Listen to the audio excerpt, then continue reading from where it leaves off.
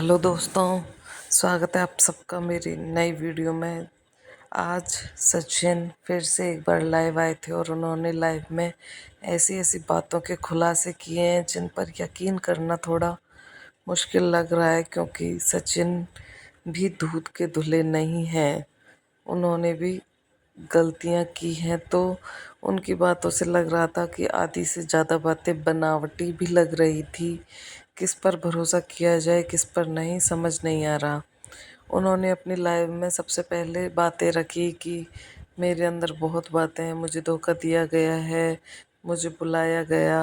उन्होंने नेहा के बारे में ही कहा कि नेहा ने मुझे हैदराबाद मिलने बुलाया कि मेरा एक शूट है 12 को, तुम आ जाओ, हम मैसूर में मिलेंगे, 2 दिन आराम से रुकेंगे।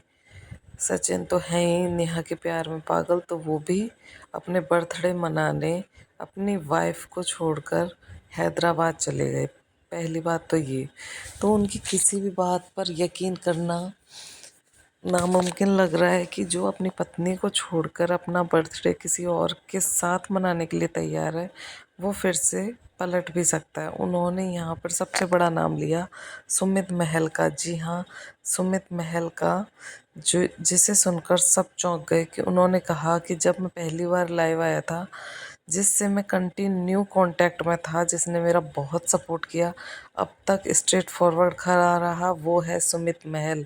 जिसको सुनकर हम सब के पैरों तले ज़मीन खिसक गई कि वो इंसान इससे कैसे कनेक्टेड रह सकता है। यहाँ तक कि सचिन ने अपनी लाइव में ये भी कहा कि सुमित महल और नेहा आपस में एक दूसरे को बहुत लंबे टाइम से जानते थे और ये सब प्री प्लान था।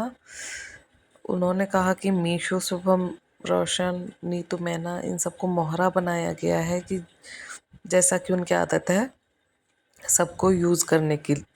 तो ऐसे ही यहाँ नीतू मैना को भी मोहरा बनाया गया।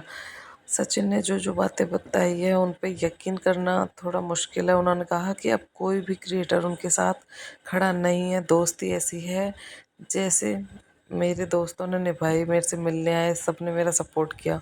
उन्होंने तो यहाँ तक भी बात कही कि नेहा नहीं चाहती थी कि वो जैसिका से मिलें, किसी से भी बातें करें, वो उसको वश में रखती थी।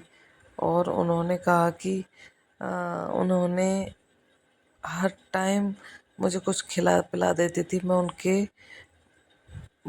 वश में रहता था, वो जो करवाती थी वही करता था। उन्होंने कहा कि यहाँ तक कि सरिता दीदी भी गलत नहीं थी, उन्होंने ही सबसे पहले ये चीज़ें नोटिस की थी कि ये नेहा ज़्यादा सचिन के आसपास क्यों रहती है। उन्होंने उनको समझाया भी था कि तू क्या कर रही है, इसके पीछे क्यों घूम रही है। इस पर नेहा ने कुछ जवाब नहीं दिया था। यहाँ तक कि उस टाइम तो सचिन को भी समझ में नहीं आया था कि इनके मन में ऐसा कुछ है, लेकिन वो इनकी भावनाओं में बह गए। जहाँ तक मुझे ये लाइव इतना कुछ समझ में नहीं आया, क्योंकि मुझे ये सब बातें आधी से ज़्यादा बनावटी लगी।